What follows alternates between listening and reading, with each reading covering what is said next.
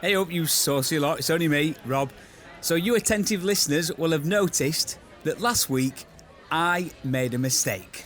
I messed up the Wheel of Features feature AI Jukebox Jam. I gave them a completely different question to the one that we had the week before. So I need to right this wrong. Here is episode 63's question. The song expresses unconditional love, devotion and selflessness, where every action is motivated by love for another person. And the answer to that question was Bryan Adams, Everything I Do It For You. Congratulations if you got it right, commiserations if you didn't, and I'm sorry for the mistake. Anyway, enjoy this week's episode. Evening, boys. Evening, Sally. Welcome to The Chatting, your local pubcast. I'm Rob. I'm Kirk. I'm Mark. And I'm the other Mark. 3 pints, Sally. And what are you having? Yeah, get me a Mai Tai. Cheers. I'll fetch him over. Evening, gentlemen. Good evening, everybody. Evening, hello. Evening. You all right? Yes. Gentlemen. Haven't been called that for a while. I know, right? I've got a question for you boys before we start anything. And it's a really random question. Okay. Exciting. Go for it. So I've just started watching something. It's quite an old TV show. And when I've started watching it, it's really like...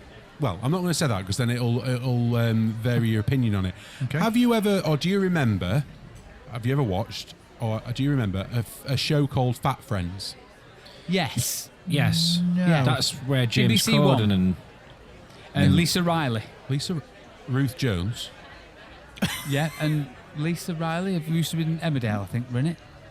I don't know. I've only watched season 1. She weren't in season 1. Ah, right. She might not be then. I might think something else. But Are you sure you're not getting mixed up with Ruth Jones? No, definitely not getting mixed up with her. But, okay. But I might have just got mixed up with the programme that she was in, but for some reason I thought she was. She might be, because there's 4 seasons of it. I've only watched season 1. So and she's fat, so she would be in it. Okay. Well, what's your question, Kirk? Well, my question is... Yes? If you... have you ever seen it? Have you watched it? No, have you ever I've watched not. it? Helen used to watch it. So if somebody... on what you know about it, and the fact that, you know, Ruth Jones in it, and James Corden, that's where they met, and stuff like that. If you had to put it under a category, what category would you put it under? Like... I'll sit this one out because I've not watched it. First, a comedy. Wouldn't it be a sitcom? No, like it's not a sitcom, no, definitely not. But I would have said...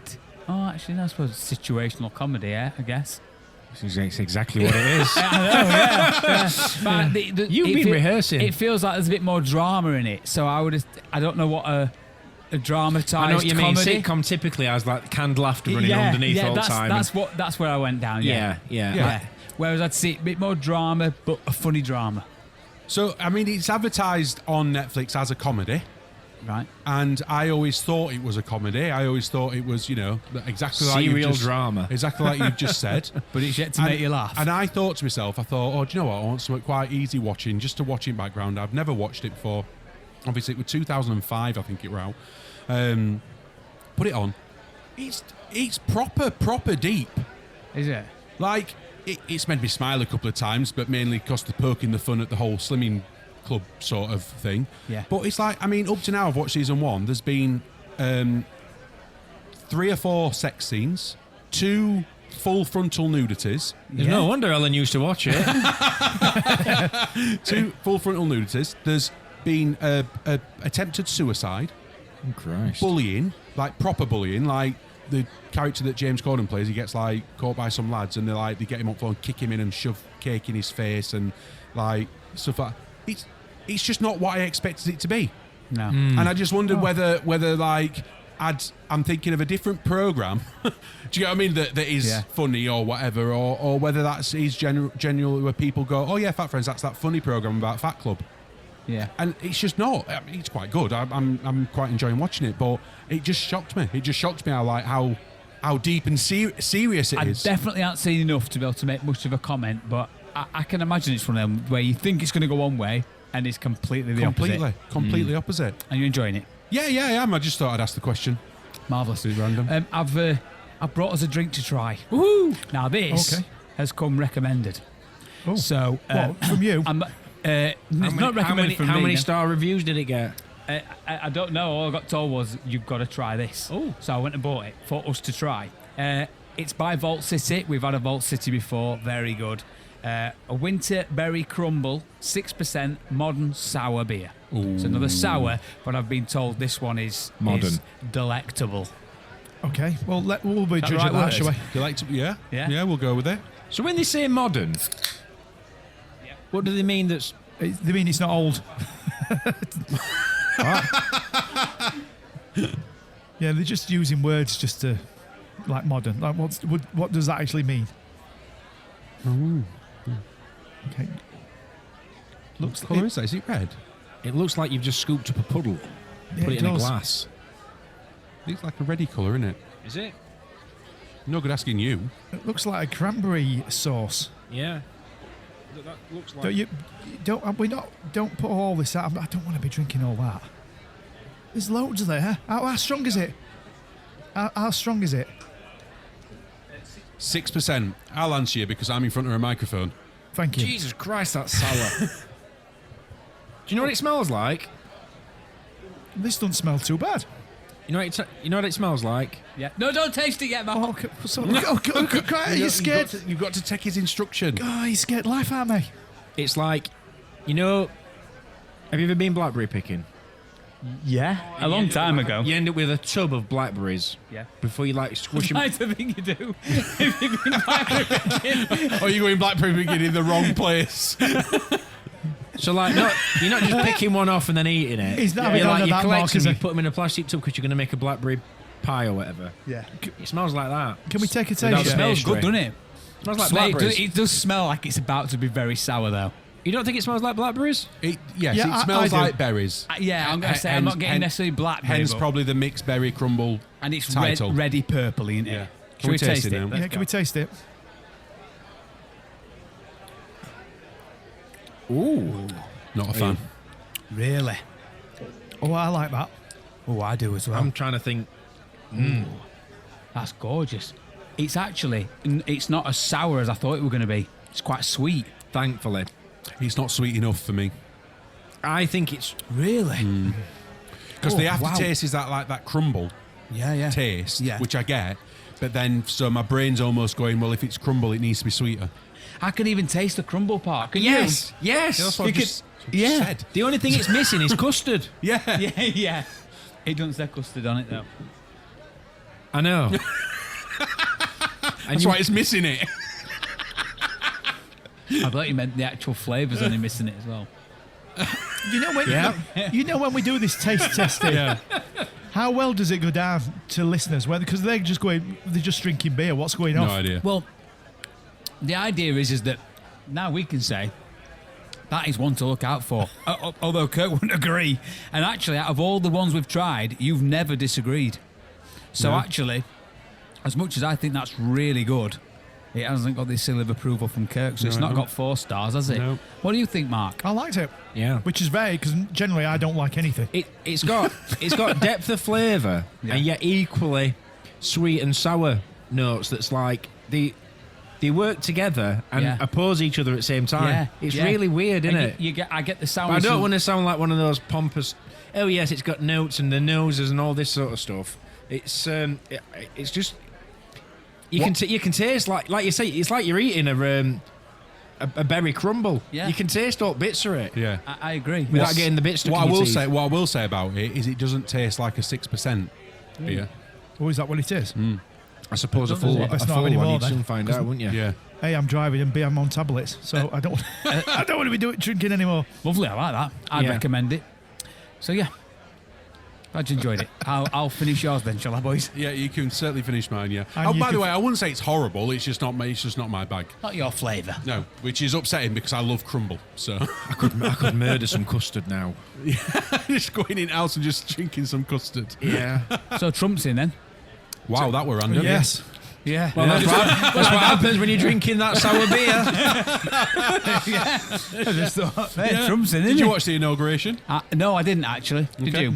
No, I didn't actually. Really? Which is very Really? unlike me. Yeah, You I've- didn't watch it? I've had a rubbish week, I've got to be honest. Oh I've had my. a really, really rubbish week. Wait, okay, come on, tell us why have you had a rubbish week? No, I'm not going there. Oh, but it's kind of short and sweet. Is it because Trump won? Is that why you've had a rubbish no, week? no. I've just it's been busy. That was shorter and sweeter than this drink. It was certainly sweeter. You watched it though, Mark, didn't you? Yeah, Yeah, so me and Mark watched it, and you two didn't. I've seen Well, it. I were yeah. at work I've seen- at the time, so I couldn't. I've seen like the highlights. the clips of it, and I've seen Which is all of it, basically. I've obviously read about what sort of things he said and some of the acts that he's passed already and stuff. So I'm up to date, I believe, with it all. I just didn't actually watch the inauguration. Right. Was it good? Was So, there many people there? The only thing I understand was Well, it was inside, so that's what I was about to okay. say. It was. Is it normally outside? It's normally outside. Last time it was in 80s, 1980, only because of weather. It was really cold, apparently. And not only It was that, in the everyone night- wants to pop at him. Yeah, I was just going to say we're Yeah. a security thing. Yeah, Sorry, the last one was in the 1980s. When it was inside. when it was inside, because Right. like you said, it's always outside. So Why was it inside this time? Are you not listening to anything Well, I'm saying? I was more struck by the fact that he said the last 1980s. I was like, what? Because it was so cold, and of course, I mean, particularly for Biden. I mean, he doesn't want to be getting cold at his age. Look at does he? little die. So yeah, that just because of weather. That's why. Yeah. Right, okay. So yeah, I mean, I watched it, and I mean, he comes out with some waffle, doesn't he? He's hilarious. Yeah, he's funny. He's funny to watch. He's absolutely hilarious. I mean, I kind of like him, but he's also a bit. That's my thing. I don't know where I stand with him. I don't know what to make of him. I couldn't take my eyes off of Kamala Harris and Joe Biden because Yeah, Camel Harris. Kamala. Kamala Harris All right. and Joe Biden because Trump was basically stood there telling everybody that the decline of the USA is now over. All the rubbish that they've had to put up with over the last number of years is over, and it's now going to get better. And the doom, and honestly, it would just tearing them apart and just completely criticising everything that's happened.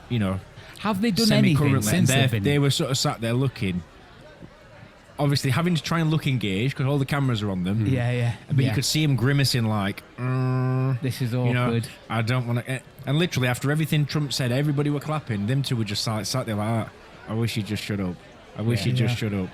Honestly, Do you think an element of that were because they know back in mind he was kind of right? No, I think sour grapes to some extent from Kamala Harris. I think she thought she was going to do a better job than what she did. Yeah. Joe Biden probably didn't even know we were there. He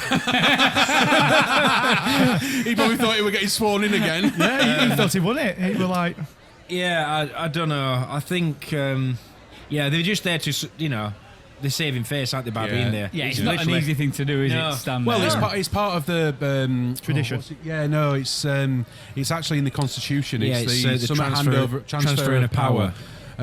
So it's almost they've got to be there by Constitution for. well, Trump weren't for Biden's. Hence why there was that big issue about not following the transfer of power. So what do we reckon about what he's done in the last couple of days? Well, Then? I mean, so I didn't see the thing, but obviously it's been all over the news and I'm just like, I mean, amazing to see. You literally see him at his desk, surrounded by these black books, or Piled black up, yeah. folders, and it's like a famous person has just been given a pile of posters to sign. Yeah. Like autograph, yeah. Like autograph. Yeah, but he's answering questions at the same time. Laughing and joking as he's signing over a deal to literally I don't Close know the what. borders or whatever. Yeah, and it's like, this is mental. I've never seen that before. Does that ever happen? Signed an executive order to pardon 1,500 people that were involved in the Capitol riots. Yeah. 1,500. Yeah. Yes, most presidents when they go in will instantly sign some executive orders. Yeah. it's the done Are they- thing. And Are only they- towards their exit will they, sign something that gets their son out of prison. Yeah. Why Yeah. was his son in prison? Hunter Biden was. Yeah, Joe Biden's son. Oh right, okay. Did he let him out of prison? I don't know about the prison bit, but he was charged with a gun felony, wasn't it? And Yes, you're right. What I did find, sorry, I may interrupt you, Mark, there. Yeah. But I'm talking about Biden's family. What I found bizarre is Biden also, in the sort of dying minutes of his, presidency. Don't say dying in the same sentence as Biden. yeah. Perhaps that's right. He sort of signed these executive orders to protect his family, although they've not done anything, because he didn't want Trump to pen in anything on his family. Yeah. Which I found really bizarre. So like Hunter Biden, obviously he's done something wrong. I can understand why he's pardoning him, but then to pardon his family for not doing anything, I'm like, this is so bizarre. What's a pardon? Well, almost like giving him protection, so Trump can't sort of start pointing fingers at his family, saying, "Well, you've done this or you've done that." Basically, sort of give him protection. Biden's giving his family Sounds a bit protection. dodgy. It sounds exactly. Yeah. For anybody to just go, It's an abuse of power, isn't it? Abuse of power. yeah. Because they're Yeah. both as bad as each other, really. I mean, it's the classic of, well, if he's doing that, then I'm going to do that. Exactly. Well, if he's up in the Exactly. scale, then I'm going to upscale. I think if there is It's a crazy. counter argument, because there are obviously, Trump does get a lot of criticism, and he has got critics all over the world, I suppose, for things that he does and how he seems to behave. However, you've only got to look at the people were sort of comparing him to, like, more like Biden, and Biden's this, that, and the other, and and actually deep down, they're almost cut from the same cloth. They're not that different, other than how they perhaps talk, maybe. Yeah. But what they actually stand for deep down, and people say, well, the bloody politicians are all in it for themselves, because ultimately there's always something going off that favours them. Well, they are really, aren't they? What I would say though, Rob, based on what you've just said about is it normal for a presidency to be signing, doing that, is what is abnormal, strange, unique, whichever way you want to look at it, is how many he's done on day one, Right, okay. and two, how extreme they are. Yeah. Yeah. Oh, right, okay. So what my thing is what do we think about some of the things that he has done, because they are quite extreme. Okay. Well, so one of the things that I know he was talking about doing, and I don't know if he's done this yet, is the mass deportation of all illegal immigrants. Or Well, any illegal immigrants. Well, he but signed mass deportation he signed of them. the thing to start the process of it. Obviously, he's not done it yet. But It'll I be think- challenged in court. There'll be Yeah. human rights challenges and one thing and another as to whether people can be removed. But he is putting things in place to Yeah. start that process to at least try and deport people. Yeah. I know the thing he did immediately was he got the military involved at a state of emergency on the borders. He Yes. declared a state Mexico, of emergency yeah. on the borders so that they had to send military on the border of Mexico, was it? Yeah. Yeah. And has he done that because by declaring a state of emergency gives him the right to then get the military involved? Yes. Is that what that's Yes. for? Yes. Right. Yeah. And is that related to the immigration thing, or is that something completely different? Yeah. So Biden's policy was it find and deport, or so basically it was when people are already in the country. It was Biden was putting his power behind finding illegal immigrants in Yeah. America and then dealing with them. Yeah. So basically what Trump's done is completely U-turned that, completely closed that operation down, and declared a state of emergency in the borders to stop them coming in the first place. And that's the difference. Right. I mean, I think they also had an app, didn't they? The Mexicans could apply to come into America through an app thing or something. Yeah. As soon as he got in, app Closed it down. App shut down. So people had obviously they got ongoing applications. So because it's not a quick process, I think weeks and months and that. So people had got applications ongoing. Just shut the app down, going right. That's it. Your application's closed. So they might have been doing it for months, trying to, and it's just got been the rug, so to speak. I think he's come in with a completely different tack to what he did the first time. He's obviously learnt a lot because it's been reported that in the last 12 months, Joe Biden has deported more people in the last 12 months than Trump did in his entire presidency the last time round. Oh, okay. Right. And so I think Trump's obviously learnt a lot in that time, and how he's going to approach things, because the kind of person that he is. I mean, you only had to listen to his speech about, we're going to win we're going to win like never before, and things like, and it's almost like everything's a competition. So it's almost in my mind that he's coming in knowing that whatever Biden's achieved, he's got to achieve more. So he's going to be coming in with a different tact, I think, as opposed to, just talking the waffle. He knows that he's got to start putting things in place pretty quickly to make the changes. It feels as though, when we say, or people say, Britain is broken, it sounds like he's saying America is hooked, right? And therefore, drastic change needs to be made. Yeah. That's the general consensus I'm getting. The way he's coming in this time, it's like heads are going to roll. This is it. Yep. I am His entire literally speech was- coming in and changing this. Yeah, his entire speech was of that tone. That the country was broken. He's going to make it great again. I mean, granted, he said that the first time round, but basically said that the country was in decline. It was broken, and he's going to fix it, and it's going to be the best it's ever been. And So without going down the immigration stuff, because that's it's a hot topic, and I suppose it depends how you feel about immigration and stuff like that. But for me, what I find more intriguing, and I've been thinking about it on whether I agree with it or not, as in, like, if I was the president of the UK, if I had that kind of power, what would I do? Because it's the fiscal stuff, it's the economy stuff. Which is good on. He's good on that. Well, you see, this is the thing. So this is what I've been battling with in my head. Okay. Right? Because what is your primary job as a head of state? Are you asking us? You can do if you've got an answer. I mean, you can say I don't know if you want. Well, that's hard. I mean, because you've got you could say health, there's education, a number of finance. things, isn't there? But I'm talking about more general. If you had to literally say it in one sentence or whatever, the top line stuff, what is the primary role of your head of state? Well, I'd say the economy. National security, for me. Yeah, so It's any of them. yeah, so I would say to have a successful country and protect people.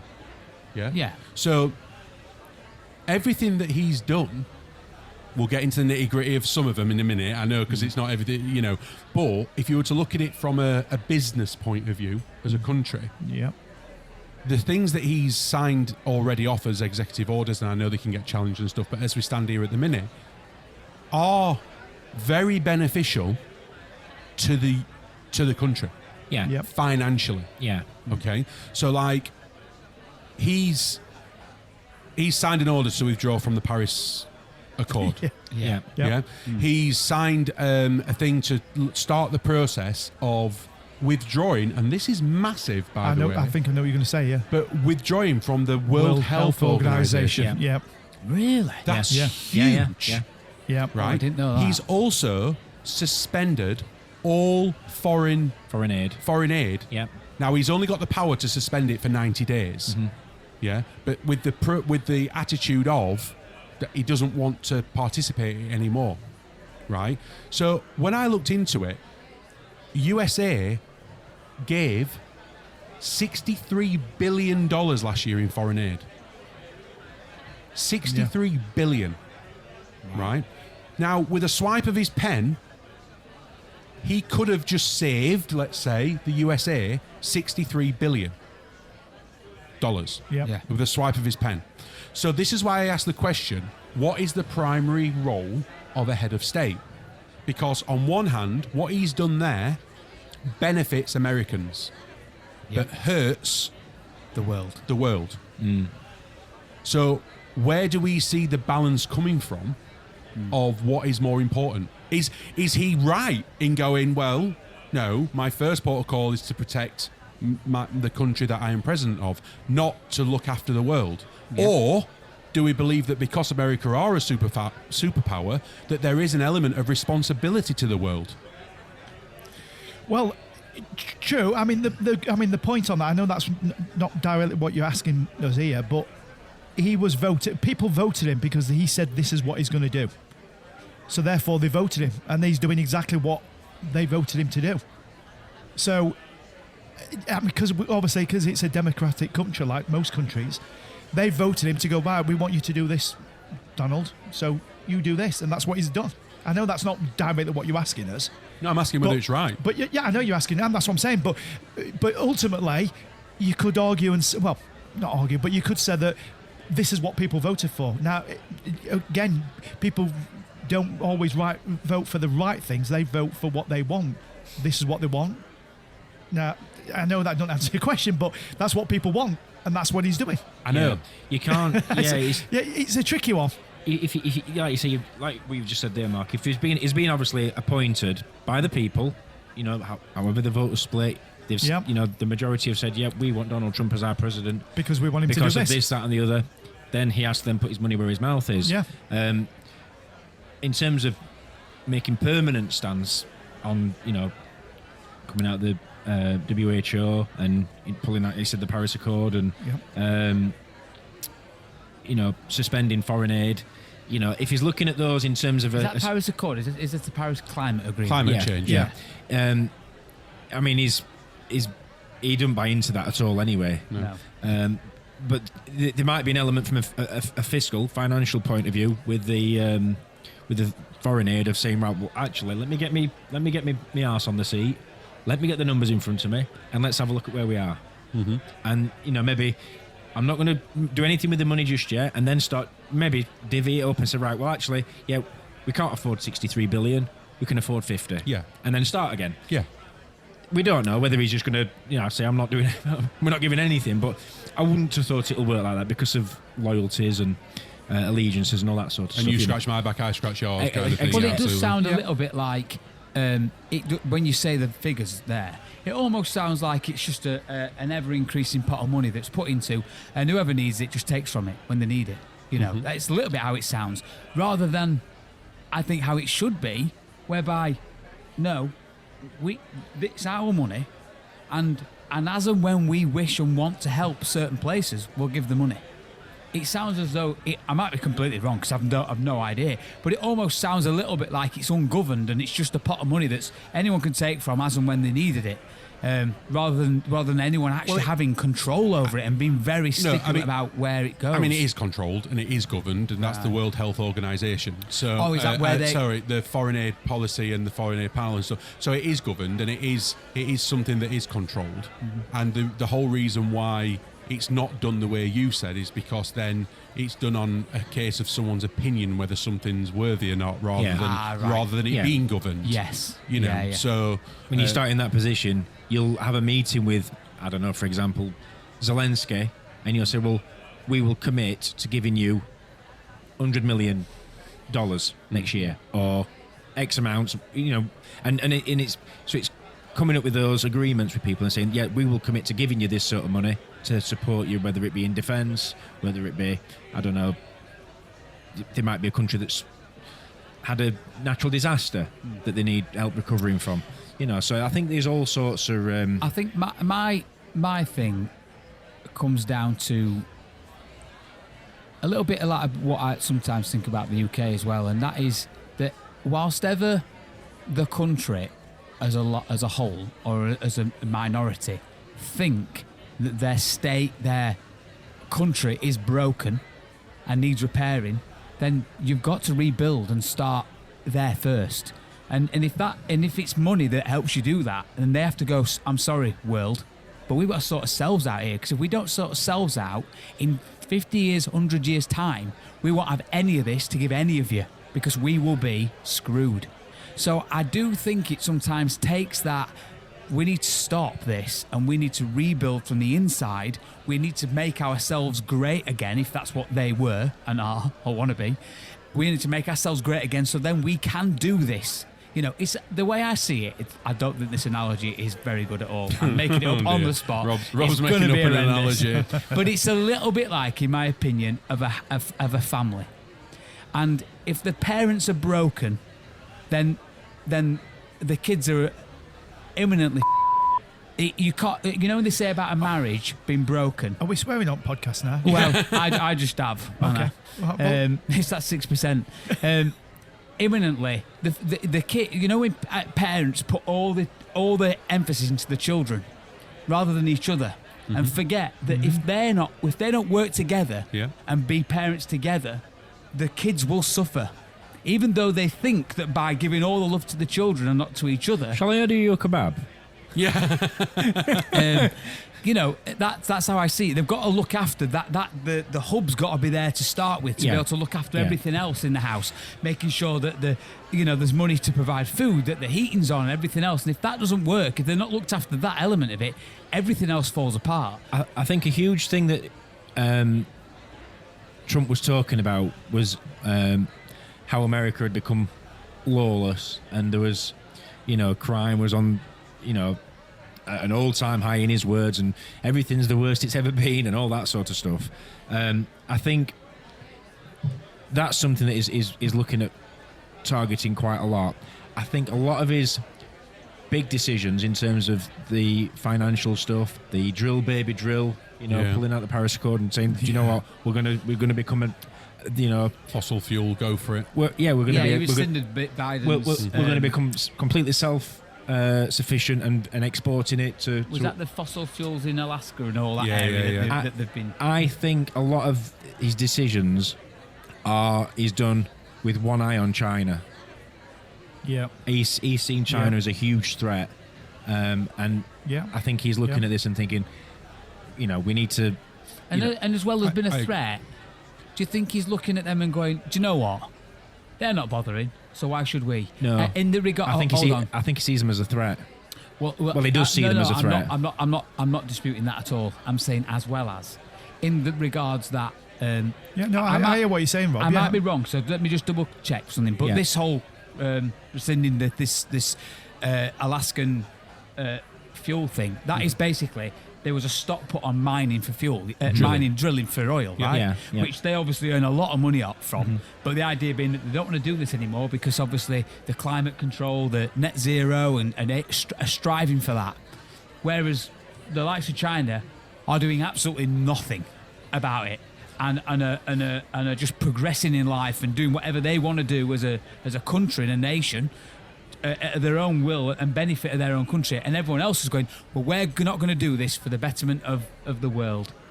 But so is he saying, well, if they're not doing it and they're making money off it and we're not, we're suffering because of it, why should we? I think the latter part of your comment is more accurate. So suffering in that China are becoming a bigger superpower because they're going all guns blazing and they're doing whatever it takes. Yeah, and they've got the money. I don't think he's saying if they're going to do it, then we're going to do it. I think he's. Well, it's more the bet. It's more the money. If they're getting all the money out of that commodity, why are we not doing it? He probably sees it as the only chance to stand up against China, and be, because they are an increasing threat. We know that. Even over here, we talk about cyber threats. You talk about the size of their army, the size of them as their economy. Huge. And do you think he's more scared of them than Russia? Yeah, absolutely. Yeah. The thing with Russia is, although they are a threat, Russia are severely outnumbered in terms of allies. So you've got a continent, if you like, that's almost in unison standing against Russia in a very dignified and controlled way, obviously, because you don't want to prod the bear. Whereas China is, if they took the lid off it, for want of a better term, then all hell would break loose. And I think just adding to that, not instead of or whatever, adding to that, I think it's also the fear of having to become reliant on these countries. So like what happened when we closed all our coal plants and when we stuff like that, we became very reliant on foreign powers for our energy. Yeah, so we're very reliant on, for instance, Russia for gas, and stuff like that. And we've not thought about it in the future to see what does that mean. So like, for instance, now everything's kicking off with Russia and Ukraine and this and that other. We've put sanctions in place for Russia, but there's only so much sanctions we can do, because if they decided to shut the gas pipe off, we're in trouble. Mm-hmm. So there's always that diplomatic, and America have always been in a position where they've been self-sufficient with fossil fuel. So they haven't produced enough or much to export, but they also haven't had to import. Yeah, so they haven't had to rely on the Saudis and stuff like that for oil. They've produced their own and used their own. But obviously, there's a limit to that, and it starts to run out. And what his argument is if we do stop drilling and we don't carry on with fossil fuel, he doesn't believe, because of the way the rest of the world are going, as in China and stuff like that, he doesn't believe, or he doesn't buy into the fact that in the future we are not going to be reliant upon fossil fuel. He thinks that we are absolutely going to be reliant on fossil fuel for many, many, many, many years to come, And if he doesn't act now to drill more and tap into the Alaska reserves and stuff like that, then and put the structure in place now, that they'll have to start importing oil. And as soon as they have to start importing oil, then the price of fuel and oil goes up, which then puts it onto the American people, and you've got the reliance then on other factions in the world. Right. So what he's kind of going is going, look, I don't believe that fossil fuel's going anywhere. We need to make sure we've got enough reserves to keep doing what we're doing. And he's basically saying that by tapping into these Alaska oil reserves and stuff like that, we'll be able to reduce energy bills because of the excess of oil that they've got, and they'd be able to start exporting it, which will earn money. So therefore, they've estimated that it'll bring energy bills down to the average household in America by $1,200 a year. Wow. So this is going back to my first question, is what's the primary goal or aim of a head of state? Because we can sit here and go, yeah, but what about the environmental impact? What about, this and that? Absolutely. And I suppose that's a discussion for another time about climate change. But, I suppose his job as head of state is to go, I've got to look after the people in America right now. And right now there's a cost of living crisis. And right now we've got pressures on the economy, and economies are shrinking. Whereas other economies, like China and stuff, are growing. So if we want to remain the biggest superpower in the world, we have to boost our economy. To do that, we have to put more money in the pockets of Americans to spend money in that's how economy works. And to do that, we have to, lessen their bills, put more money in the pockets. He reckons, and I don't know how scientific this is, but it is out there with the same figures as everything else. He reckons that if everything comes off what he wants to do, so the drilling of oil, reduction of energy, therefore pulling out the Paris Accord, not doing the climate change, not investing to WHO, not investing in foreign aid, all these things add up to such a huge amount of money that not only will it lessen bills, but it'll lessen people's tax burden, it'll lessen like shopping in shops and food and stuff like that, they reckon that it will save the average household in America $50,000 a year. Sure, hell. Wow. And that's why I'm asking the question. This is why I struggle with it in my head. So what's your thoughts on it then? You've put it to us and you've explained it very well, and that's, I didn't know any of that, or I didn't certainly not looked at it from that standpoint. So what's your opinion of it?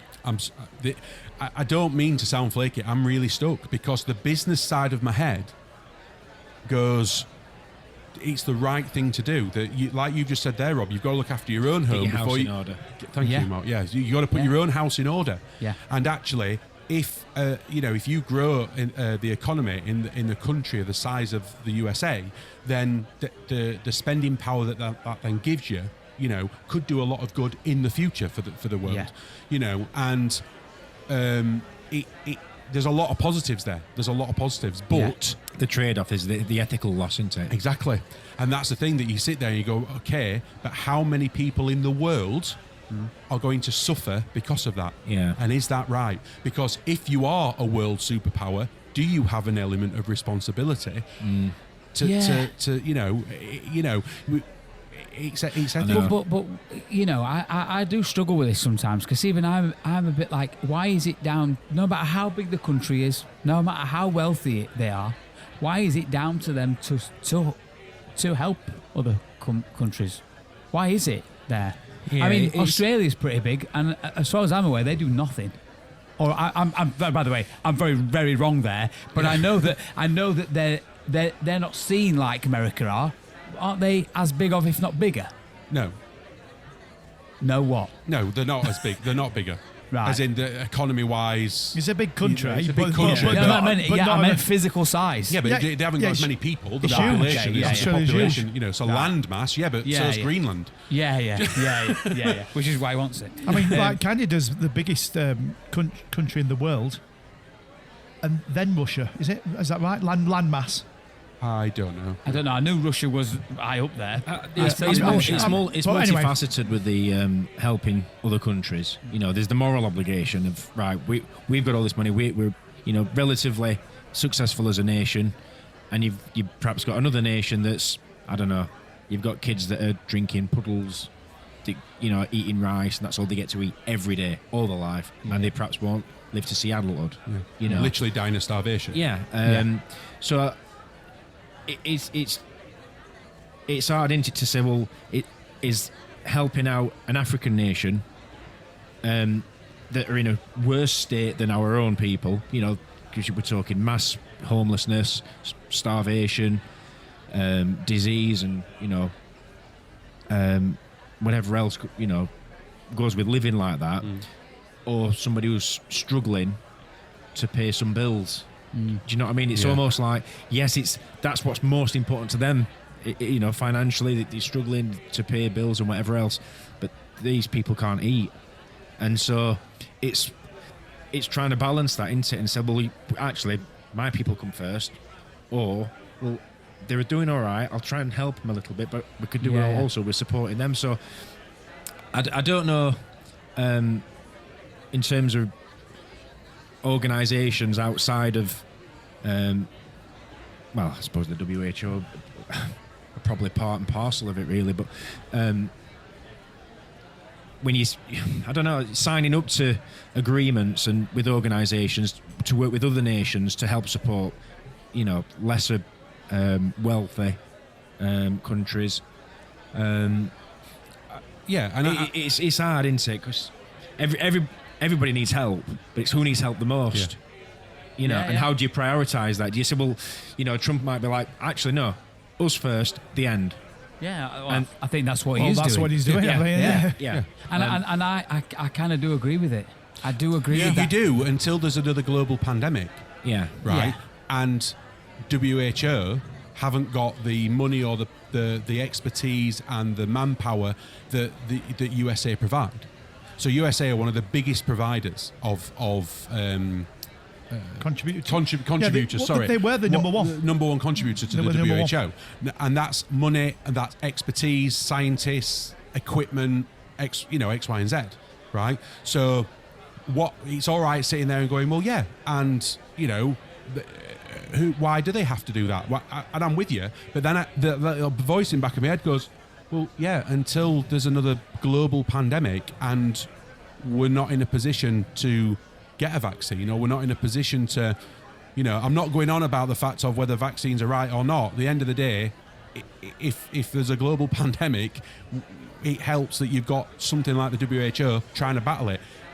And even warning signs, like sharing news and information on disease spreading and stuff like that could be the difference between life and death. Yeah. But would that not also mean that the WHO obviously spend a lot of money on research? Mm-hmm. Yeah. So surely they'd also, when a big catastrophe happens and America goes, so what's the best advice? They'll go, don't come to us. We're nothing to do with us. Mm-hmm. So all you countries that you are in, this is what we're advising. Yeah, they're out of it. Yeah, it's up to their own. They look after themselves, then, don't they? And exactly. And that's another facet is when you've got the alliance with another country that perhaps really do prioritise helping another nation. For example, let's say Africa, or a particular area of Africa, and you might have a prime minister or a president of another country that's has some link, whether it be through their life history, whether it be through the family history. They might have some link where they find it very important to support that.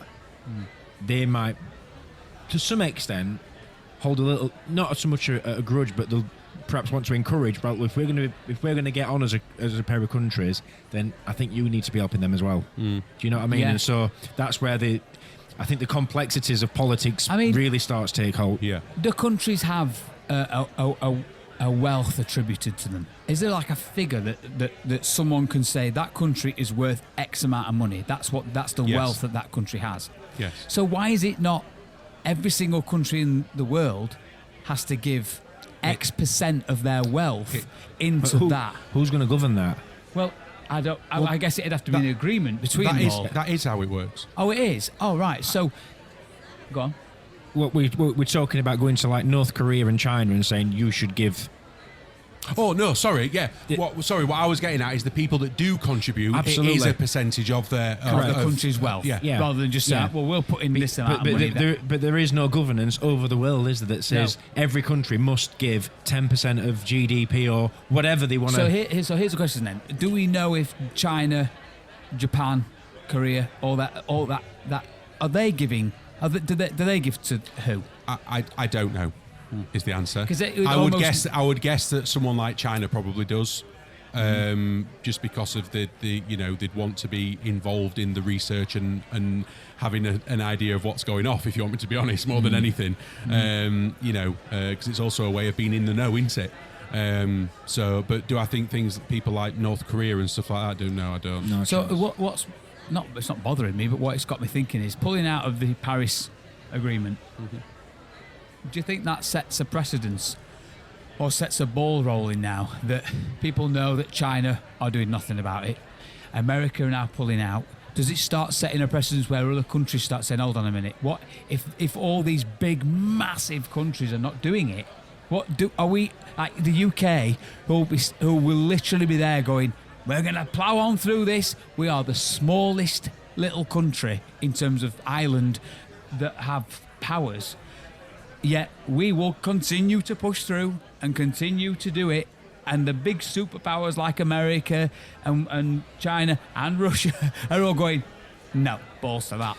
So this is another element. So where you've got the countries like China and Russia, America, maybe not so much Russia at the minute because they're getting squeezed by everybody. But America and China, for example, are so big and powerful that they can say, yeah, do you know what?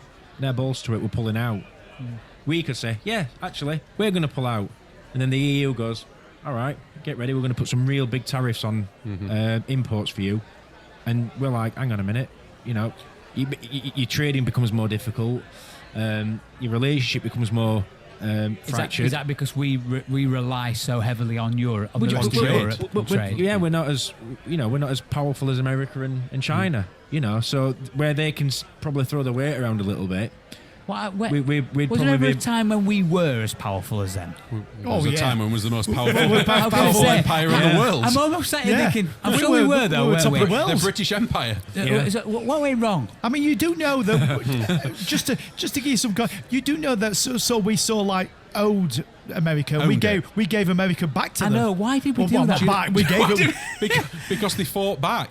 Oh, right. So 4th of July. Yeah, that's the one it's all about. American Independence Day. Yeah, it's about us. That's when they defeated us. That's their independence. That's not Will Smith in an air. Well, that's genuinely what I was thinking about. I'm thinking, no, that's the film in Aliens. Right, yeah. 4th of July, American Independence Day. Yeah. That's their independence. I thought we just gave it them back. I just thought we said, you can have it. Did we give it them back? We didn't. They didn't win did. it. Distant selling out. We had 30 days and we said, you know what, we're not on this anymore, so we sent it back. There was still a war. Yeah, no way. Yeah, but I didn't think they won it, did they? Well, they was winning. And then, yes, we ended up just giving it them back. Right, yeah. I never knew we had a war with America. We burnt their White House down. Their original White House. The White House that's built now is different to the original White House. We burned it down. I'm going to have to go to boys' room. You three carry on. All right. I mean, we saw, like Kirk said, British Empire, we saw, I use the word owned very loosely, by the way, but we saw own a lot of the countries in the world, and we discovered a lot of them, and of course, and we still do.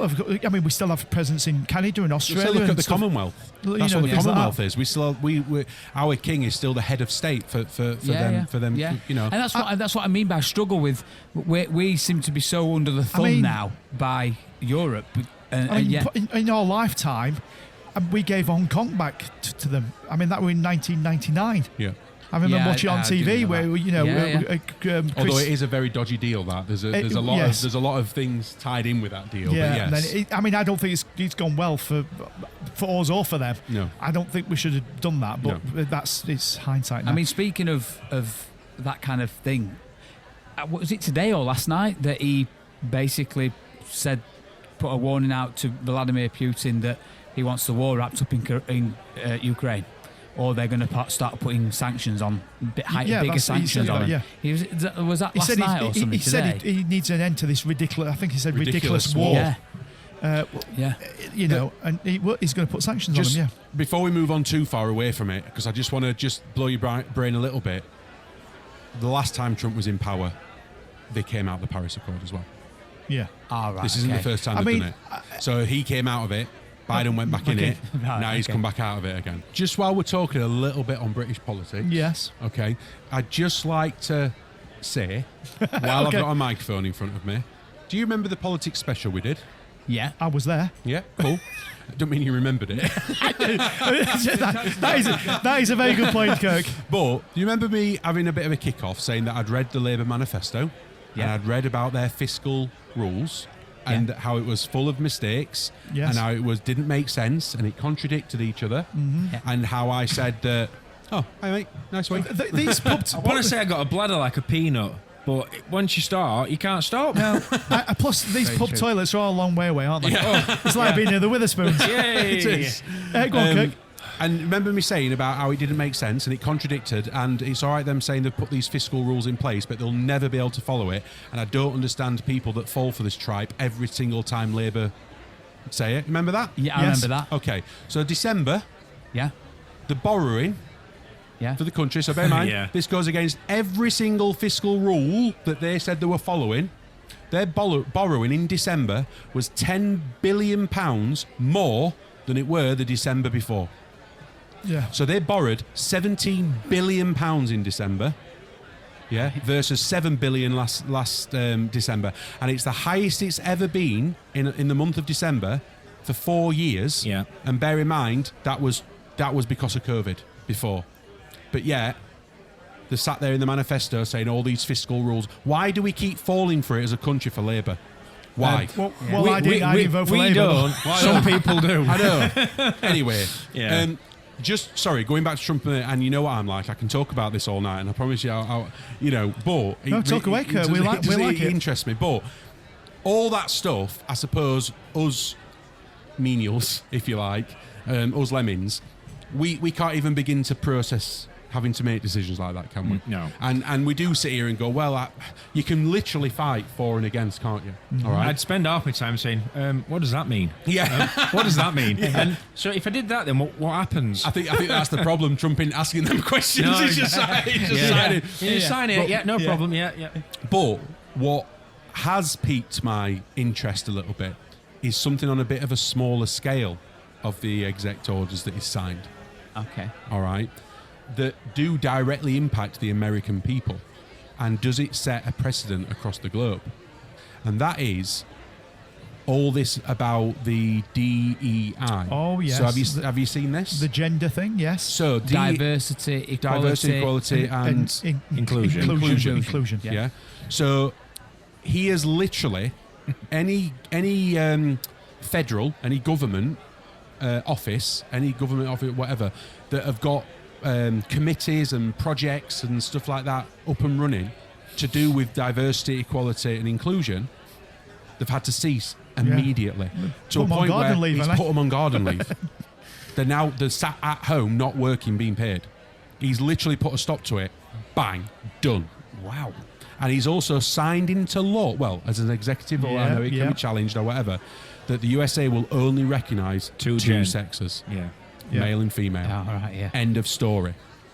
And it's stuff like that I kind of go, oh, Yep. that is the things that we've just been talking about are massive, aren't they? They're massive to get your head round, and it's morality against this, that, other. Yep. But now we're talking about actual human rights, what a lot of people would say, and literally within a swipe of a pen, he's eliminated certain things to do with human rights. Yeah. Yep.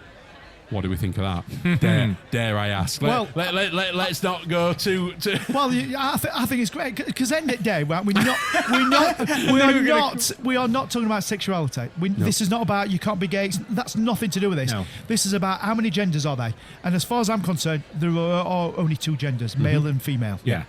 That's it. Okay. So yes, you can be trans. Yeah. But if you're trans, then what are you? You have a male or you Yeah, female. you still want to. You still identify one or the other. So yeah. all this ridiculous. Well, I see, like Sam Smith. Oh, I see myself as today as a fairy or whatever. No, you have your male. Your male of all the words. Well, he is. You didn't isn't he? mean that, did you? But at the end of the day, he is male. I get where you're coming from, and what I will say, just so I have said my piece, because we Yeah. are in a public forum or whatever, is my opinion, and it is my opinion that we are all entitled to them, believe it or not. Is that I believe people should be able to identify however they want, and that however makes them feel comfortable, and whatever they want. I do, because I genuinely believe if they're not hurting anybody, then what's it matter to me? Why should I be able to force anything on anybody else? However. Well, I'm going to say however, but you say your bit first. When it comes to the legality of it, yes. When it comes to the scientific biology Yes, of it, this is then where there I'm is going. no question. That's it. And exactly. that's it. So how someone identifies, Yeah, I'm not bothered. And I don't think there should be rules and laws or whatever to stop anybody doing that. I don't think there should be any controls in place to stop anybody doing that, because it's not hurting me, it's not hurting anybody else, and I want people to be comfortable and be whoever they feel as though they want to be. But should it be, if you were talking biologically, then... What about it if it offends somebody else? What do you mean? So, you're saying they can identify as they want, and it doesn't matter because it doesn't hurt anybody else. But perhaps it is hurting somebody else. What if, because I suppose we're talking about being able to use toilets and that sort of thing. Mm-hmm. What about if there are some people that are really uncomfortable with that? Is that just hard lines? That's being bearing in mind that's now being imposed on them. Yeah, I think we've got to be careful what words we use, because as we've discussed before in our comedy episode or whatever, offending, I don't care whether someone's offended or not. Yeah, so when it comes to someone being offended, so on either case, on either way, yeah. So if you're offended, you're offended. Okay, move on. When we're talking about things being uncomfortable and imposed, it's a tough one, Mark. I'm just being honest. It's a tough one that I do deal with. Because it's all right saying you can do whatever you want, but they're going, well, hang on a minute, I'm not comfortable with that. Well, that's hard lines for you. It's not hard lines for you, but it is for you. Well, then that's not fair, then, is it? Yeah. So I think I've heard two very opposing arguments on this, from two very, very either end of a spectrum people, and it's really tough for me because I don't care, as in me personally. Do you get what I mean? So if I walked into a toilet and there was a woman there, I really don't care. I don't care at all. No matter what gender or whatever, I don't care. Okay, so but you could but what I'm saying is you could walk into the women's toilet if you identified as a they. Yeah. And she might really care. Yeah. Yeah, and that's why I struggle with it, because I've literally heard either end of an argument with it. All right, I've literally heard the kind of argument as what you've just said. Well, actually, what about me and what about my rights and stuff like that?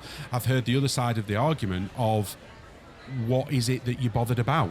What is it that you're bothered about? This person's dealing with how they feel, like as they are as a person. This person sees themselves truly as a female or a male, or whichever way you want to look at it. Yeah, you're just worried that she's going to see you tinky. You know, the argument is stacked either way. I'm not trying to persuade you here, by the way. I'm just trying to tell you from either end of a spectrum, and that's why I genuinely sit in the middle and go, I don't know. I don't have an opinion on it, because if somebody wants to identify as the opposite sex, whether that's transgender, it doesn't bother me. And does it bother me that that somebody who is biologically a woman walks into a male toilet because they identify as a male? You know, I'm not stood there thinking, oh, she wants to look at my willy. I'm not. Just like I'm not thinking to myself, if a homosexual man walks into a toilet, I'm not stood there going, oh, he wants to look at my willy. I've got to be honest. I've got to be honest. When it comes to toilets, I've never understood why they have male and female. Yeah. I've never understood it. Yeah. I think that. Listen, I hear what you're saying, but I think the problem here is that we're male. If 4 women sat here, I think they'd have a different view, because they'd be like, 100% they would. I mean, men at the end of the day we don't really care. We just want to have a wee and get out. Women, on the other hand, they treat toilets completely different from us. Yeah. You know what I mean? It's not just somewhere where you go to the Yeah, toilet. yeah. We're not talking about nudity Exactly. or anything like that. So- We're talking about a safe space sometimes. Yeah, they do the makeup in there, they talk in there. Obviously, they've got the health things, and stuff like that. So it's different for them. Yeah, but a woman can be. Let's just talk very brass tacks here a minute, right? A woman can be just as much attacked in a toilet by a female than what they could by a male. We're not talking about being Yeah. attacked. We're talking about a safe space where they might feel comfortable. Yeah, 'cause being there's able no to men. talk. But is that the But why purpose is of that the different? toilet? Why is that different if it was a biological male or not?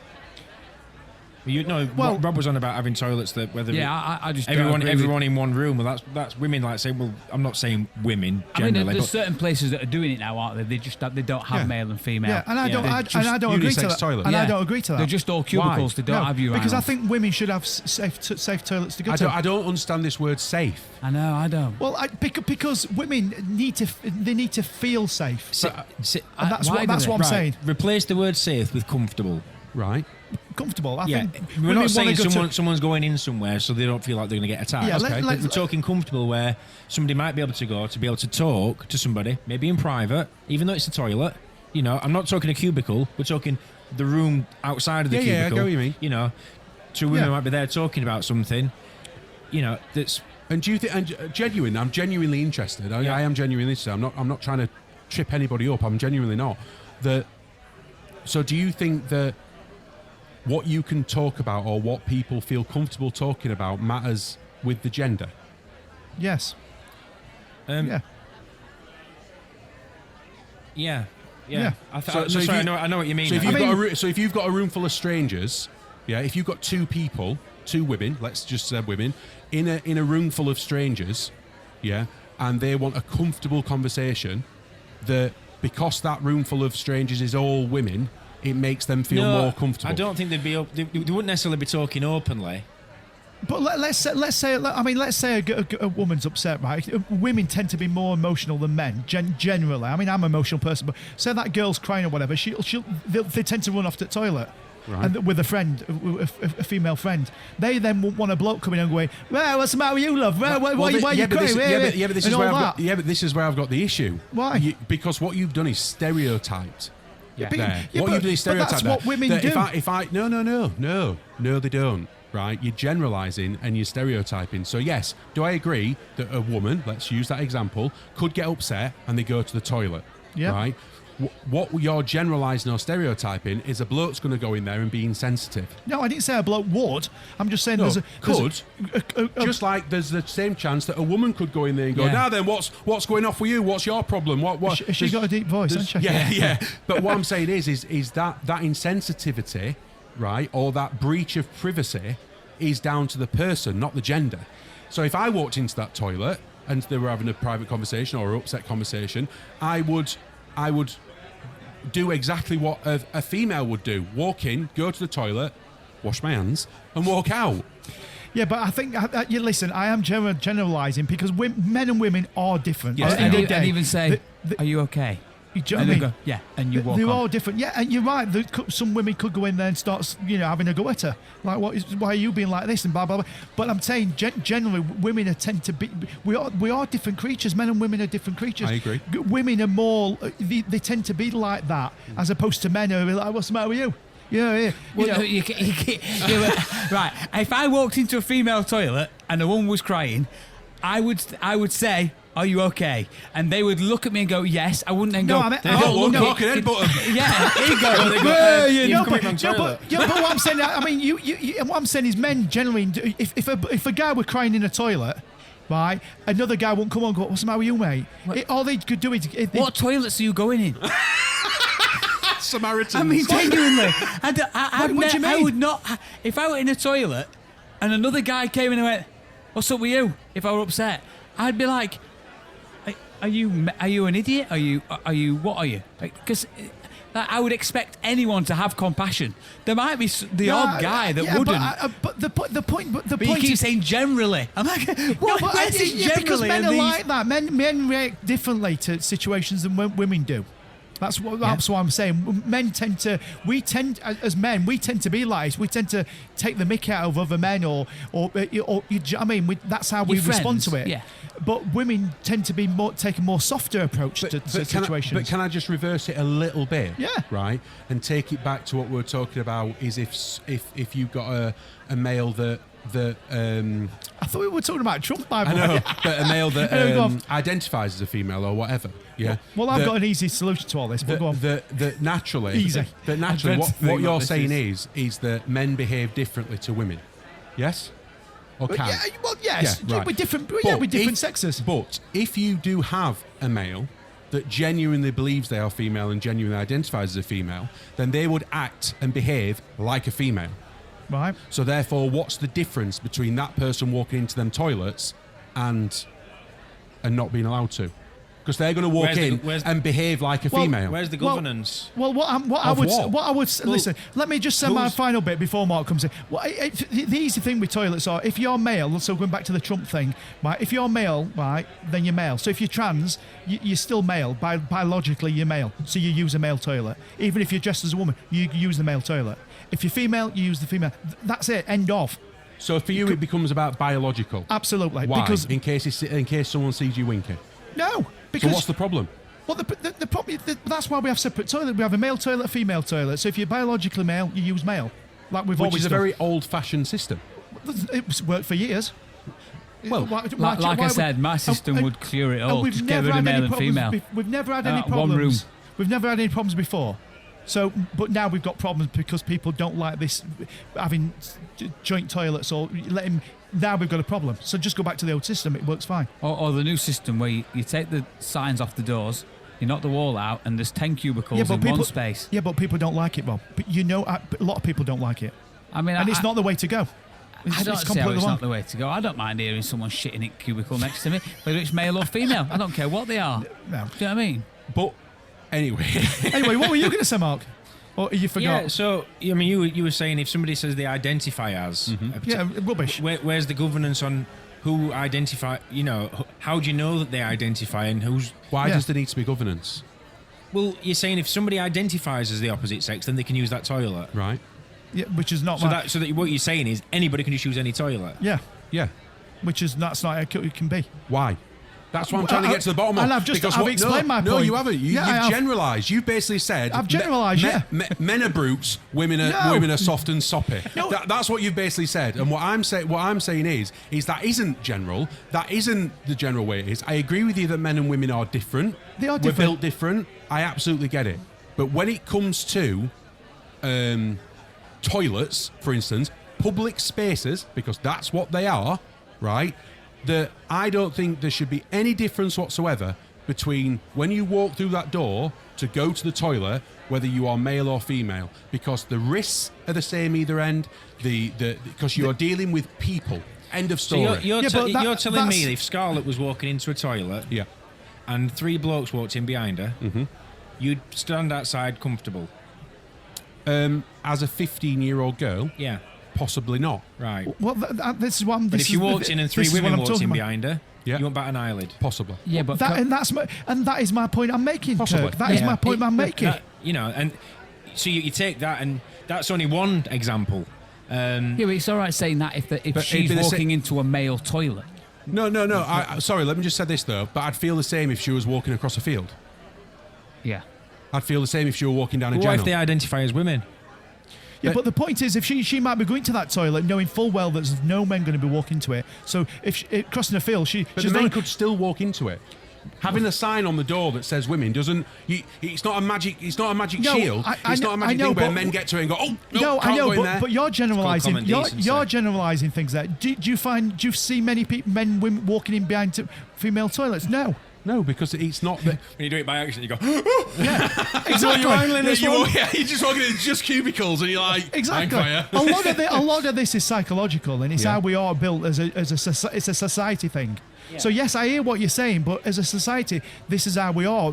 Male and female toilets. We've never had a problem before, and that's how it should stay. Anyway, And that's how most people are happy. By the way, there's only one sex that ever breaks that rule, and that's when you're at a festival or a high consuming event where the women's toilets are so full, you randomly start seeing women decide they're going to use men's toilets. Yeah. Because that Men's happens a lot. journals, yeah. And obviously, in that instance, it's just a bit of fun. Or They're just, all like, or "I'm just using in the that toilet." field, or just next to a cubicle, Yeah. or just behind a tree. I just need the toilet. Because at the end of the day, it's just a toilet, innit? And they're like, I'm just using the cubicle. Time at the bar, please. What I was getting at, though, sorry, what I was Like the getting Trump. at is just moving away a little bit from the actual just two sexes sort of thing.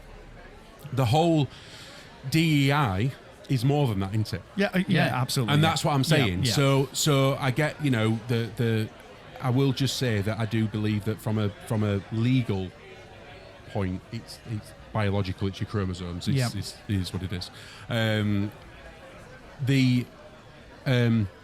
When you start looking at the whole DEI, this out of do we not believe that the world's a better place, that we're more diverse and more equal, and that we're being more thoughtful about and the accepting? whole about is that everything. is that not a progression in society? Well, you know what? Right, I can say that every single day at work, we start with three things. Right? We have to give a safety tip, we have to give a quality tip, and we have to give a DEI tip. Mm-hmm. And that's something we've at Amazon have been doing for years. Mm-hmm. Like at least in the last 6 years, we've been doing that. And it raises awareness from not only a safety standpoint and a quality standpoint from your work, but also diversity, equality. Making sure that it is there in your mind. We are talking about it every single day. I'm not so sure. I think. Does it make your workplace any better? Well, Or is it just a tick box exercise? Do you know what you could say? It's a tick box exercise, but only for the same thing. Does the safety element make that any safer, and the quality, does that make any better? Well, no. But the fact that you've spoke about it, you've at least voiced something that makes you go, oh, well, Sorry, it's in your mind. I think there's an element of rose-tinted glasses to some extent in that I think it's good that there are more people that can openly express themselves as, if they're a homosexual, for example, whether male or female. So I think there's and I suppose even racial equality. The counter argument to that is there seems to be a lot more tension in the world, locally and internationally. Yeah. And I think although we're trying to encourage equality and inclusion, diversity, within that creates a lot of friction, and where people are saying, "Oh, you can't say that. You can't say," and people are almost looking at it, bit of sour grapes here, almost. Do you know what I mean? I think there's.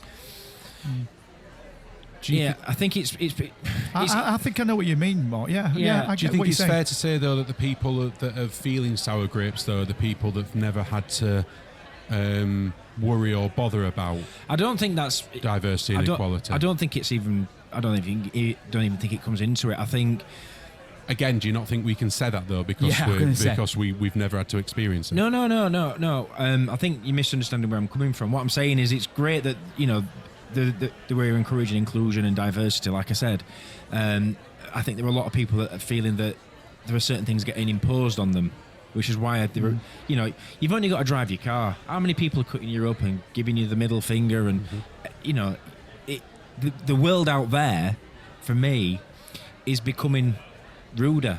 Yeah, it's becoming and a bit more aggressive and more angry. So isn't it? Although we seem to be being more progressive in the way that we think about other people, in what they stand for and that sort of thing, there was almost more of a nobody gives a shit about anybody else. Yeah. I mean, I think what a lot of people are doing is they want to be seen to be doing what they think is expected of them, but aren't necessarily sincere in it. Yeah. Do you know what I mean? Listen, I'm completely on board with you. I just think myself in my brain, I think they're two very separate things. So, like, for instance, everything that you just described there, I believe that I'm not even being as strong to say that I'd call it a pandemic of self-entitlement. Yeah. Of how people think, how important people think they are themselves, and how, like you said, they are only thinking of themselves and stuff. I mean, I think we we're getting more tolerant, but yet we're not. We're getting more selfish, I think, more than anything. And like Mark said, I mean, I'm completely with Mark on this, and as in the world, like be more considerate, be more this. The world's getting more. Be kind. Be kind. World's getting better, and yeah, people can be who they people want. Aren't being kinder, are they? But at the same time, people can be who they want. If we're talking about sexuality, if we're talking about gay people and black people and that, but at the same time, it almost seems to be getting worse for them in some ways. Yeah. So because it's getting shoved down his throat that we've got to accept everyone and anyone. I know what you say. I think that's certain people's opinions. Yeah. I think, and whether this is a factor or not, I'm not so sure. Where if you say, right, as a society, anything goes, do what you want, behave like as you like. Yeah. Then it's like, well, that's it. It's a free for all. It's a free for all, Yeah. isn't it? Yeah, And that's the extreme, I Yeah. suppose, Yeah. of. But people do take it then that one step, like, if you take Sam Smith, I want to do this and I want to do, well, hang on a minute, you know what I mean? He starts taking liberties with it. Okay, if you want to be gay, fine, you go off and be gay, mate. I don't have a problem with that. Go off and be gay. But do you know what I mean?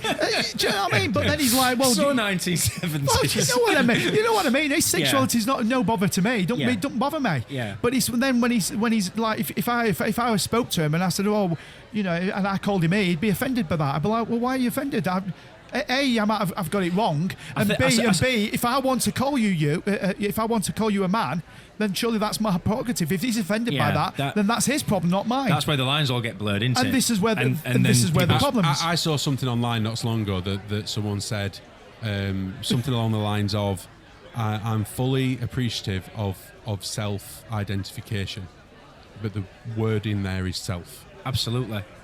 And I think isn't that where J.K. Rowling, weren't that her kind of angle? That, yes, you self-identify however you want, and that's not a problem. But it doesn't mean that I have to identify Correct. you like and that. that's what I was coming back to when we were talking about toilets and things, is if you say that you are this, well, that doesn't then entitle you to something else. Because, you've still got to fall within the parameters of what is acceptable, in society. Well, yeah, because... For society to work, there has to be boundaries. Yeah. Otherwise, it is just a free-for-all, isn't it? Yeah. But we wouldn't have laws, we wouldn't have rules, we wouldn't have common decency even, because common decency is only, what is an expectation, really, isn't it? So it's not something that's written in a book. Yeah. And all those things have to be there for society to work. Which comes back to your point with your Trump thing, with his male and female thing. For example, on the, I mean, I'm sure it's the same for this country, but in America, obviously, you can put an X. If you don't identify as male or female, you can put an X. Mm-hmm. I mean, how ridiculous is that? Because this is not about your sexuality, but you are either male or you're female. Yeah. Okay, you may not identify that, but that's you. But on your passport, you are one of those things. You can't just put a cross. That comes down to documents and passports. Yeah, like I said. And it don't work. Like I said, legal-wise and biological, that I agree. I think the most important thing for me, and this is, I do genuinely believe this, I do, is that what we have to be careful, and I suppose this is the whole thing of diversity and equality and stuff like that, is just because somebody is in a minority, it doesn't mean that their feelings or opinions don't matter. Oh, absolutely. Do you get what I mean? Well, so like when we talk about, that's equality. So yeah, and that's what I'm saying. So when we talk about society and them following society rules or falling in line with society and how society works, it doesn't mean that how they feel is any less valid to how I feel about myself or whatever. Do you know what I mean? And just because they're in a minority group, it doesn't mean that their voices shouldn't be heard and their feelings, if you like, shouldn't be taken into consideration, just like we do with the majority of people. True, but we shouldn't be changing complete passport systems or legal documents just because a handful of people don't want to identify as male or female. Why are we doing that? Just to keep them... Yeah, I mean, what is it? 0.1% of society don't identify as male or female. Yeah. So why the hell are we changing? I don't understand. I mean, because it's gone really deep. This, hasn't it? Well, I was just about to say on another note. We thought you'd gone home. I know. Well, I was just keeping my mouth shut. Sorry, listeners. We do funny episodes. Hopefully, I wanted to ask Trump. has Yes. also said that he's going to declassify the some documents. assassinations of John F. Kennedy and Martin Luther King. He said this last time. Well, he did, and he did actually release some documents. Some documents, but they were heavily redacted. And then they were redacted, weren't they? Yeah. Whereas this time he said, no, It's not going to happen. Whether it happens or not. It's not going to happen. My question is, first of all, why does he want to do it? And secondly, Power. why are they stopping it? Well, Tinfoil okay. hat time. I think, go say. I These think we've got, questions as to whether CIA are involved and all those sorts of things. I think we've got a whole episode in that, Rob. If you Yeah. want me to be honest, Should we leave about that for them another kind of episode? conspiracy theories. Fundamentally, the answer that you would be given officially is security. Yeah, well, from what I read, I did a very loose bit of research, and it just said that it's within the best interest of national security that we don't release these documents. And what I would Or say, somebody might say to Donald Trump, you know what happened to JFK, don't you? Yeah. Don't be riding around any open top cars. We won't miss. Yeah, the what I would say, and I genuinely live by this rule, I suppose, when it comes to politics and stuff, is that I would rather take the advice of the FBI, CIA as agencies than one guy that owns some buildings and some casinos once upon a time, to what is better for the national security. Yeah. Is how I see it. Yeah. Because he's releasing them, because he wants to, because he thinks that it will put him down in history. Don't forget, there's an element of what Trump does is about legacy. He wants a legacy. So therefore, him being able to go down in history as being the president that released these things and being the president that did this and the president that did that. He's definitely going to have a legacy, but for completely different reasons. Yeah. I mean, he's right up there. Yeah. But for me, if you've got an agency like the CIA, like the FBI, we could go on all day long about, well, are they corrupt, are they this, are they that, are they other? Yeah, that's a whole different topic. But fundamentally, they are employed, they are put in place to look after the national security of the country. And if they're saying no, then the president should listen to that. Brilliant. Well, thank you for answering my question. Before you spin that wheel, but can we? I mean, I know we're talking about Trump, but do you not think? And this is, if you like him or not, he's in a unique position where it's almost like it doesn't matter what he does, the more he's liked. You know what I mean, I can't think of anybody in the world who could do what he does, and then not get shot down for it. I mean, he does. Time yet. Well, when I say shut down, but you know, what I mean, but do you know what I'm saying here? I mean, because it's like, he clearly, we know he lies. He completely lies through his teeth. He says things that are nonsense. He comes out with stupid stuff. He's done bad things. You know, he's not the right person really to be a president. Yet. Look, he's on this, level. Yeah, you get somebody like in our country do that, or any other country, and they'd be straight out off it. I mean, look at Boris Johnson. So we've got no chance of getting him on this podcast now, have we? But I admire him for that because he's so. Look, it's been proven, it's been written in psychological books and stuff like that, whether it comes to selling, whether it comes to getting people to buy things, whether it comes to politics and stuff like that. It's emotion driven. People vote emotionally, people support emotionally. Absolutely. That's why Boris Johnson is so popular, and he is still popular. He is. Very, very popular, and stuff like that, and this is why people like Trump are popular, and it's why because they've tapped into emotion. They make people feel things. Kirk, I'm right with you on that. I'm completely right. I mean, this is why. I mean, Farage is very, very good at that. He taps into people. A lot of people like Farage. A lot of people like Boris Johnson. Yes. And they're very similar to Trump. However, Boris Johnson. You're doing this thing again when you start listing loads of things, aren't you? but Boris Johnson, he was sort of cast out because of that. Farage obviously won his seat, but he's not. But our political system is very different to American. It is, but people don't jump on board as much. I mean, you could say they're crazy Americans, but America, people generalising. People do get swept up in the Trump thing. Do you know what I mean? It's like this aftershave that Mark told us about in a couple of episodes. There's nobody on this planet I could think that could, get assassinated. Well, he weren't assassinated, but attempted to assassinate and then bring some aftershave out cold fight, and it sells like that. Yeah, I can't think anybody would. I mean, it's hence why he's so popular. It's remarkable what he can do. And one last thing before you spin that wheel. Obviously, going back to his swearing in, I can't. What's the word? Inauguration. That's a word I can't say. Did you see all the tech bosses that were there?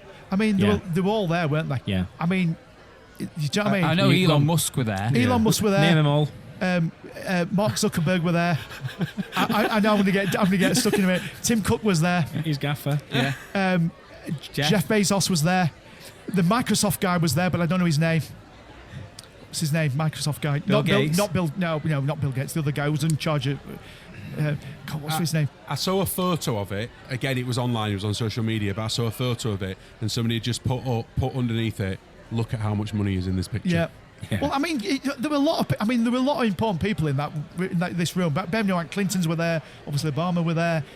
You know, Biden. I mean, they were the, I know. Help me out, Mark. Help me out. I'm just loving your lists.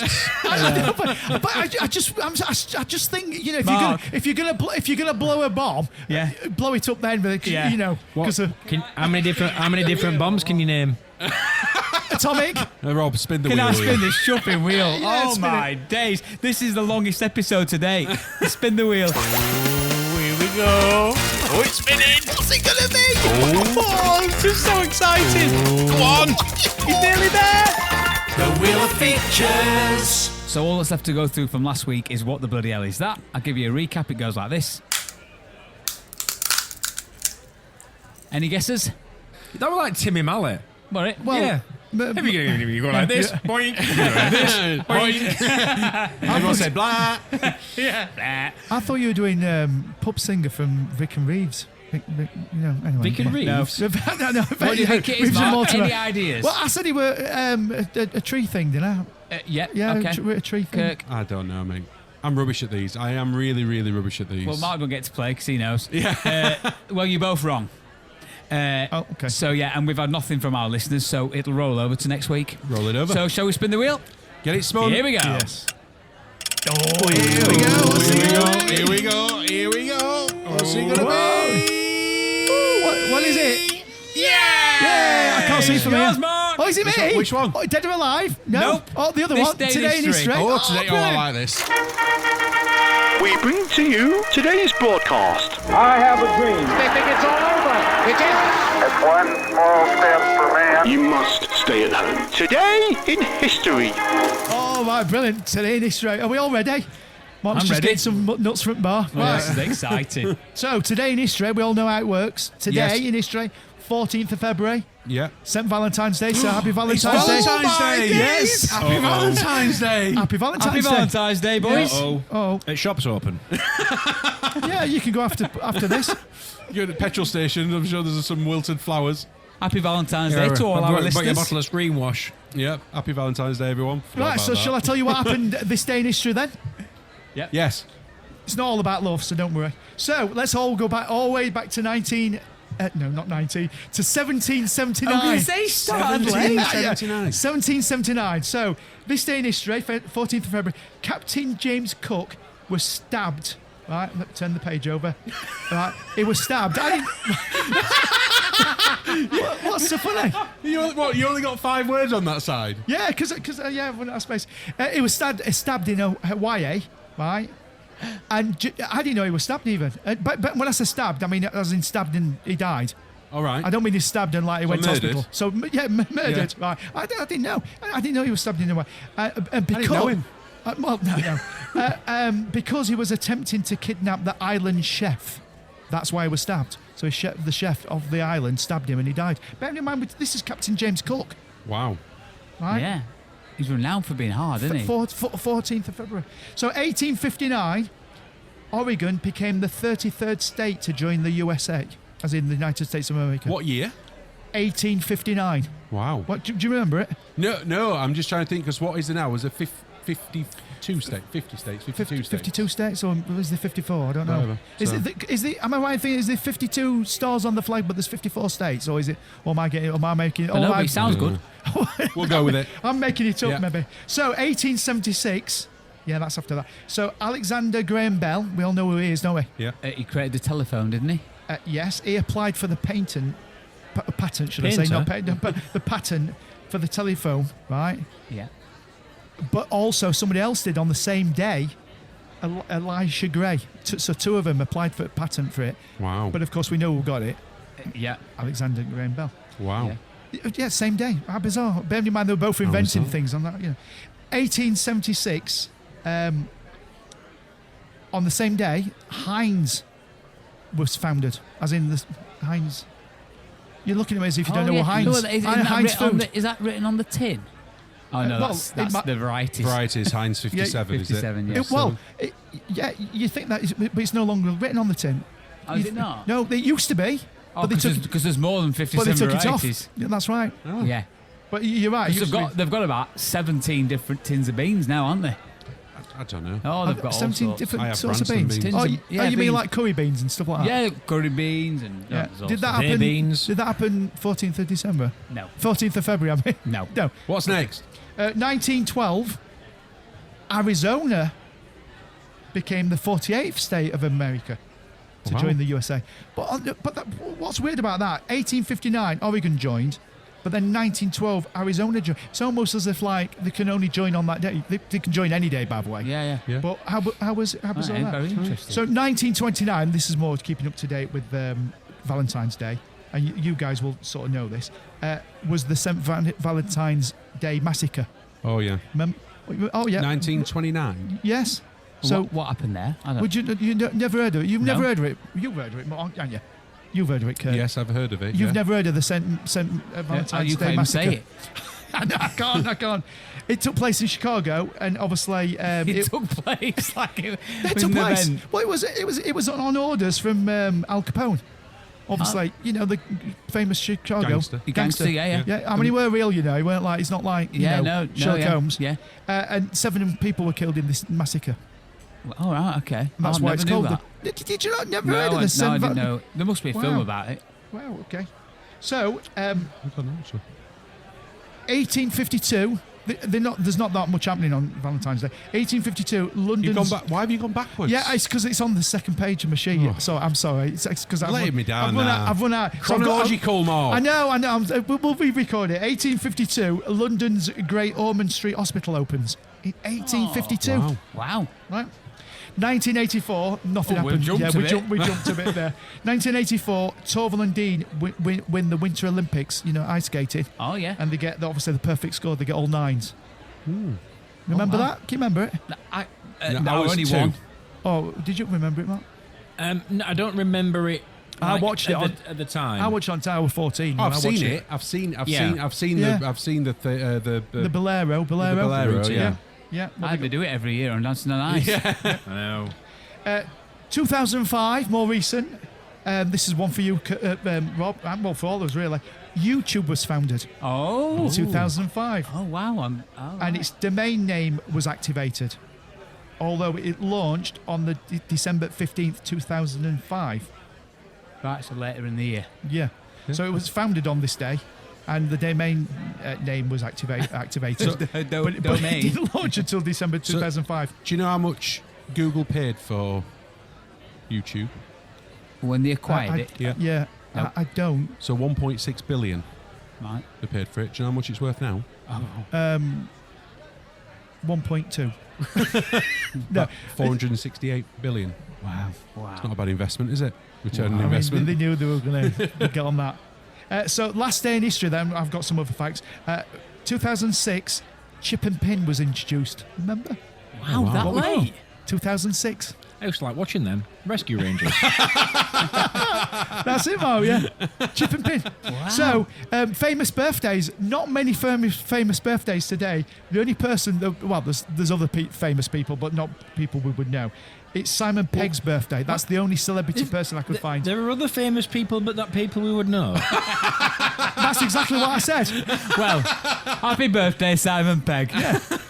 He was born in 1978. And he's 54 years old. Some of these famous people that we don't know. Listen, next time I get my day in history, I'm just going to grab your thesaurus. I'm going to read these names out, these famous people, and you're going to never heard of them, because I never heard of them, and I'm sure you won't have.